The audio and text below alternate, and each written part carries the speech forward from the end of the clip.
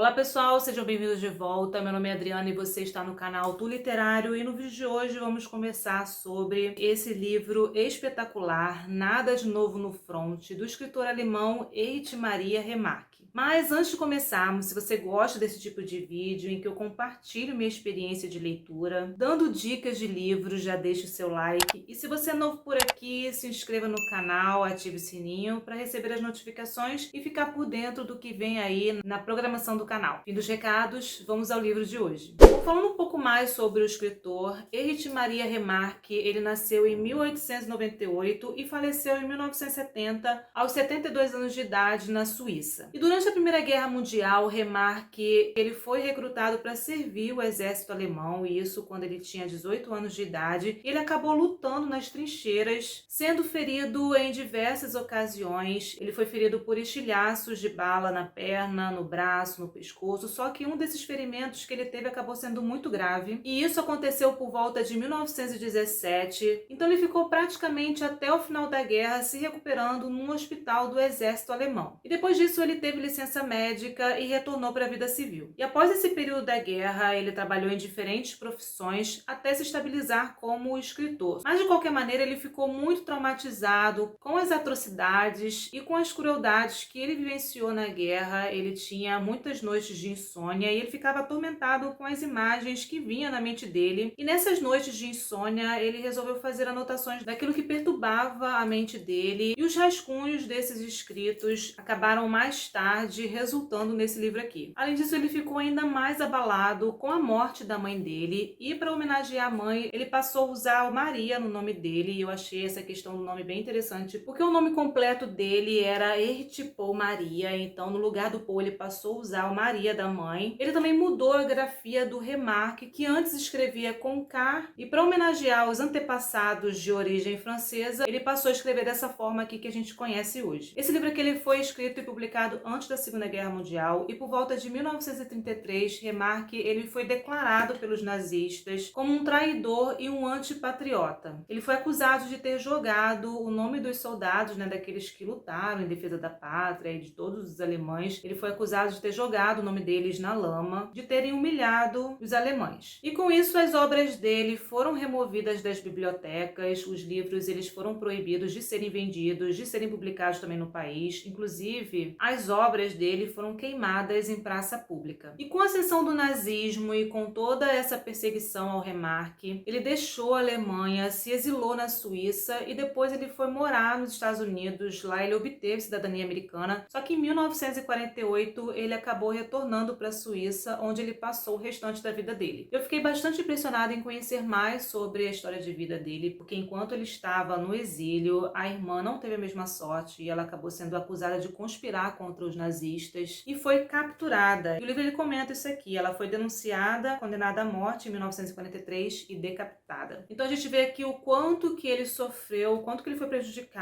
com a guerra, e como isso tudo também acabou influenciando nos seus escritos. Bom, Nada de Novo no Front, ele foi publicado em 1929, eu li nessa edição da LPM, e aqui ele vai trazer como contexto histórico os eventos da Primeira Guerra Mundial, narrando as experiências traumatizantes dos soldados nas trincheiras e de toda uma geração que vivenciou os horrores da guerra. Esse aqui é um livro curto, tem 203 páginas, tem uma escrita simples, direta, descreve tudo com muita clareza, de forma bem realista. Em alguns momentos as descrições elas são mais cruas, mais perturbadoras, porque ele vai narrar aqui detalhadamente o que ele vivenciou na guerra. Em outros momentos a narrativa ela é mais emocionante, mais comovente, porque ele vai narrar os perigos, as dores, os medos, os sofrimentos que eles passaram. E é uma história repleta de acontecimentos e incidentes, e que no momento aqui em que eles são descritos, a gente consegue visualizar as cenas. Então ele tem uma descrição bem gráfica. O estilo do livro ele também lembra uma espécie de diário de guerra, mas aqui ele está sendo contado pelo narrador como se tudo estivesse acontecendo naquele exato momento, o que deixa a leitura ainda mais emocionante, ainda mais comovente, e eu simplesmente devorei essa obra. Realmente foi uma leitura muito marcante. Então o que nós temos aqui é uma literatura de guerra e eu pretendo continuar lendo sobre esse assunto. E se você também se interessa por livros que utilizam a guerra como temática, vou aproveitar para fazer uma playlist aqui no canal, assim você pode pegar dicas de livros que abordam este assunto e saber um pouco mais sobre a obra, além de compartilhar sua experiência aqui comigo também. Bom, aqui a gente vai acompanhar os relatos, as reflexões, o testemunho pessoal de um soldado alemão chamado Paul Baumer, que é o protagonista aqui da história e fica desolado com os horrores da guerra. Ele vai descrever como que era a vida no fronte, como que era o dia a dia dos soldados na guerra. Então ele vai narrar os acontecimentos daquilo que ele viveu, daquilo que ele presenciou, abordando as facetas que são características e conhecidas da Primeira Guerra. Então eu vou compartilhar aqui com vocês alguns desses aspectos que são abordados aqui no livro e que mais me impressionaram. Bom, primeiro ele conta sobre toda uma geração que foi perdida para a guerra. Muitos jovens, eles se alistaram no exército para lutarem pelo país, mas eles fizeram isso influenciados pelo caráter idealista que era propagado na época, de romantização da guerra, em que os soldados eles eram vistos como heróis e que iriam realizar grandes feitos em defesa da pátria. Inclusive nesse discurso eles falavam que seria uma guerra que duraria pouco tempo, que o quanto antes eles sairiam vitoriosos. E essa juventude, ela ficou conhecida como Juventude de Ferro. Então, com todo esse discurso, tanto esses jovens como a sociedade de um modo geral, eles ficaram bem otimistas. Quando Baumer ele foi para a guerra, ele tinha por volta de uns 18 anos, ele tinha acabado de finalizar a escola e tanto ele como os amigos que estudaram com ele se alistaram influenciados pelos pais, pelos professores, até mesmo pela pressão social, já que quem se recusasse a participar da guerra, eles eram chamados de covardes, eles sofriam preconceitos, sendo assim vistos com maus olhos pelas pessoas. E assim que Baumer ele entra para o exército, ele percebe que a realidade era completamente diferente daquilo que era falado ou daquilo que ele imaginava. E que na verdade ele tinha mesmo era entrado numa grande furada. Então o livro ele faz reflexões sobre isso, sobre essa geração de jovens perdida para a guerra, porque eles iam começar uma nova fase na vida deles de estudo, de construir futuramente uma carreira, sua própria família. E muitos não tiveram essa oportunidade porque muitos deles morreram em combate, outros ficaram doentes, traumatizados, com transtornos mentais, ou seja, foram prejudicados com o horror da guerra, e essas são partes marcantes aqui do livro, porque ele escreve de forma que sensibiliza o leitor. E sobre isso, sobre essa geração perdida, aqui na página 20, ele coloca assim: os soldados mais velhos possuem laços firmes com o passado, têm mulheres, filhos, profissões e interesses já bastante fortes para que nem a guerra possa destruí-los. Nós, os de 20 anos, no entanto, temos somente nossos pais. E ele continua: a guerra foi um dilúvio que nos arrastou. Para os outros, para os mais velhos, ela foi apenas um intervalo. Conseguem pensar no tempo que virá depois, mas nós fomos apanhados por ela e não sabemos o fim de tudo isso. Apenas sabemos, por hora, que nos embrutecemos de uma maneira estranha e dolorosa. E aqui na página 21 ele coloca assim: não passávamos de uma turma de 20 jovens. Não dispunhamos de planos definidos para o futuro. E apenas uma minoria possuía ideias precisas sobre uma carreira ou uma profissão para orientar sua existência. Então achei essas partes aqui impressionantes e não tem como deixar de pensar nos dias atuais, né, com a guerra que está acontecendo entre a Ucrânia e a Rússia, além de todo esse conflito e tensão envolvendo a Europa que estamos vendo acontecer novamente. E fico pensando em todos esses horrores que são narrados na literatura de guerra e que essas pessoas estão passando e vivenciando nesse momento. Bom, mas conforme a gente avança aqui na leitura, ele mostra pra gente a realidade da guerra, e esse choque de realidade começou logo quando ele e os companheiros dele ainda estavam em treinamento para entrar na guerra, recebendo a instrução militar. Porque aqui tinha um comandante chamado Himmelston, ele era carteiro na vida civil e ele era conhecido como o pior carrasco do quartel, e ele se orgulhava muito dessa fama de tirano. E aqui ele começou a perseguir Baumer e alguns de seus amigos por achar que eles desafiavam a autoridade dele, e por conta disso eles eram expostos a situações extremas, eles eram maltratados, eles eram humilhados. Não só eles, mas Himmelston, ele fazia isso com todos os outros recrutas. Mas aqui a gente vai acompanhar a reviravolta que vai acontecer na vida dele, o destino aqui desse personagem. Mas até lá, os recrutas, eles sofreram muito na mão dele, eles tiveram que suportar punições severas, alguns ficavam até doentes. Teve um, inclusive, por ficar expostos a essas situações, acabou morrendo morrendo de pneumonia. Mas ele fala aqui também que receber esse período de formação foi muito importante, porque assim eles ficaram embrutecidos, eles ficaram insensíveis, e sem esse treinamento a maioria teria enlouquecido. Isso é algo que vai acontecer aqui com alguns soldados que não aguentaram viver toda aquela situação e tiveram surtos. Aqui o livro vai contar também como era terrível, como era insalubre o dia a dia dos soldados nas trincheiras, que eram valas cavadas pelos próprios soldados, formando um corredor de defesa. Eles passavam muitos dias vivendo dentro das trincheiras, eles eram expostos ao frio, ao calor, à chuva, à neve, passavam fome, ficavam vários dias sem dormir, e eles precisavam ficar bem atentos, precisavam apurar os sentidos para poder identificar o próximo ataque, para poder saber diferenciar os tipos de barulhos e saber se o ataque seria na direção deles ou não. Sendo essa uma forma de conseguir sobreviver, e muitas vezes eles agiam tomados pelo instinto animal de sobrevivência, poder escapar, para poder fugir daquela situação de perigo. E sobre isso ele fala aqui na página 45. É o instinto do animal que desperta em nós, que nos guia e que nos protege. Não é consciente, é muito mais rápido, muito mais seguro, muito mais infalível do que a consciência. Não se pode explicar. Andamos sem pensar em nada, de repente estamos deitados numa depressão da terra, enquanto acima de nós voam estilhaços. Mas a gente não se lembra de ter ouvido as granadas chegarem, nem de ter pensado em se deitar. Se confiássemos no pensamento, já seríamos um monte de carne espalhada por todos os lados. Foi esse outro que habita dentro de nós, foi o sentido da clarividente que em nós existe, que nos atirou ao chão e nos salvou. Ele conta aqui também detalhadamente os momentos em que eles eram atacados e bombardeados pelas tropas inimigas, que lançavam morteiros na direção deles, além de ataques com bombas contendo gás tóxico, que por sinal é narrado aqui de forma bem intensa. Ele comenta que os primeiros minutos com a máscara são decisivos sobre a vida ou a morte, né, do soldado, e conta como é terrível a morte por gás, né? Ele vai contar como ela age no organismo e o que eles sofrem. Além disso, ele conta aqui também pra gente como os suprimentos eles eram guardados em péssimas condições, o lugar era muito insalubre, eles faziam as necessidades fisiológicas deles ali mesmo, fora os corpos dos soldados mortos que ficavam a céu aberto se deteriorando. E com isso, claro, os soldados eles contraíam muitas doenças, além da proliferação de ratazanas. Por sinal, essa foi uma das partes também aqui do livro bem difícil de ler, assim como muitas outras partes aqui ao longo do livro. Eles praticamente competiam com os ratos pela comida, que já era escassa. Então esse era um momento que os soldados eles tinham também ataques de fúria. E quando um rato ele comia um pedaço de pão deles, eles não podiam jogar o pão fora, né? Porque eles já estavam ali passando fome. Então eles tiravam a parte que foi comida pelo rato e comiam o restante. Fora aqui também que ele conta que quando eles iam deitar para poder dormir, para poder descansar, eles eram acordados com os ratos passeando pelos corpos deles. Mas aqui ele conta que a quantidade de ratos era enorme e com isso caçar ratazanas acabou se tornando um passatempo desses soldados, né, quando eles não estavam envolvidos em combate. Então o que a gente acompanha aqui é que os soldados eles viviam uma situação desumana, miserável. Aqui ele também conta que eles tinham piolho aos montes, eles não tomavam banho, ficavam encardidos, enfim, já deu para perceber, né, um pouco dessa dura realidade desses soldados, tendo que se virar para sobreviver naquelas condições precárias. E o que ele conta aqui, além de ser bem trágico, acaba sendo uma denúncia também. Um outro aspecto da Primeira Guerra Mundial é sobre os hospitais e as enfermarias para onde os soldados feridos eles eram levados. E a todo instante chegava uma grande quantidade de feridos e o hospital ele não dava conta, né, de tratar todos eles. Então eles acabavam tratando aqueles que tinham mais chances de sobreviver e assim voltar para a guerra. Não tinha leito para todos os feridos, faltava remédios. Então os feridos eles ficavam ali agonizando até a morte. Além disso, qualquer ferimento que eles tivessem na perna ou nos braços, eles eram amputados. E aí é mais uma situação degradante que é contada aqui no livro. E aqui ele vai contando como a guerra é terrível, a dor de perder cada um dos seus amigos e companheiros de batalha. Tem um momento que ele consegue uma licença e ele passa por volta de 2 semanas em casa e Paul conta que ele preferiria não ter voltado. E quando ele retorna, ele percebe o quanto que ele mudou, ele não reconhece mais aquele quarto que há pouco tempo ele deixou para trás, né, para poder ir para a guerra. A transformação que ele passou nesses dias nas trincheiras foi tão brutal que ele não se reconhece, né? Ele não reconhece aquele jovem de antes. Além da dor de ter que se despedir novamente da família quando a licença acabar. E ter que voltar para as trincheiras sem saber se vai conseguir rever a família ou não. E essas são apenas algumas situações decadentes que o livro expõe, nessas péssimas condições de vida dos soldados. E com isso ele nos informa o quanto que o exército alemão ele estava em desvantagem com relação às tropas inimigas, que acabou culminando em sua derrota. Bom, pessoal, aqui a gente ainda conhece muitas outras situações vividas pelo protagonista do romance. Ele narra aqui mais detalhadamente esses eventos, o que deixa a leitura ainda mais perturbadora e comovente. E com certeza é um livro que vale a pena você ler por ser uma importante fonte histórica.